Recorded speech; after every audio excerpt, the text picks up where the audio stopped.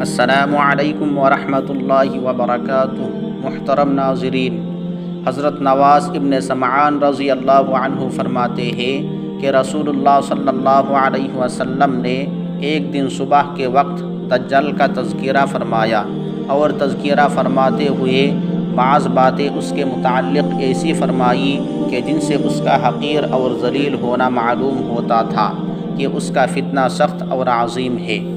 مثلا جنت اور دوزخ کا اس کے ساتھ ہونا اور دوسرے خوارق عادات۔ آپ کے بیان سے ہم پر ایسا خوف طاری ہوا کہ گویا دجال کھجوروں کے جھنڈ میں ہے، یعنی قریب ہی موجود ہے۔ جب ہم شام کو حضور صلی اللہ علیہ وسلم کی خدمت میں حاضر ہوئے تو آپ نے ہمارے قلبی تاثرات کو بھاپ لیا اور پوچھا کہ تم نے کیا سمجھا؟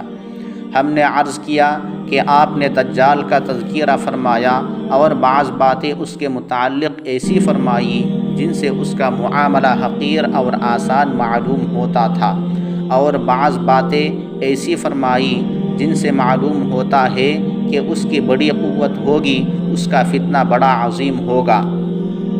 ہمیں تو ایسا محسوس ہونے لگا کہ ہمارے قریب ہی وہ کھجوروں کے جھنڈ میں موجود ہے۔ حضور صلی اللہ علیہ وسلم نے فرمانے لگا حضور صلی اللہ علیہ وسلم فرمانے لگے تمہارے بارے میں جن فتنوں کا مجھے خوف ہے ان میں دجال کی بنسبت دوسرے فتنے زیادہ قابل خوف ہے، یعنی دجال کا فتنہ اتنا عظیم نہیں جتنا تم نے سمجھ لیا ہے۔ اگر میری موجودگی میں وہ نکلا تو میں اس کا مقابلہ خود کروں گا، تمہیں اس کے فکر کی ضرورت نہیں، اور اگر وہ میرے بعد آیا تو ہر شخص اپنی ہمت کے موافق اس کو مغلوب کرنے کی کوشش کرے گا۔ حق تعالی میری غیر موجودگی میں ہر مسلمان کا ناصر اور مددگار ہے۔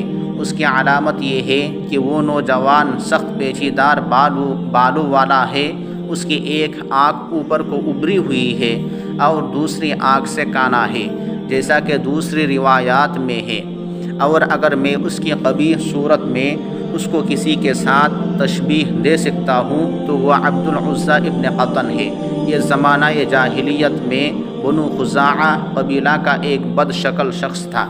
اگر تم میں سے کسی مسلمان کا دجال کے ساتھ سامنا ہو جائے تو اس کو چاہیے کہ وہ سورہ کہف کی ابتدائی آیات پڑھ لے، اس سے دجال کے فتنہ سے محفوظ ہو جائے گا۔ دجال شام اور عراق کے درمیان سے نکلے گا اور ہر طرف فساد مچائے گا۔ اے اللہ کے بندو، اس کے مقابلہ میں ثابت قدم رہنا۔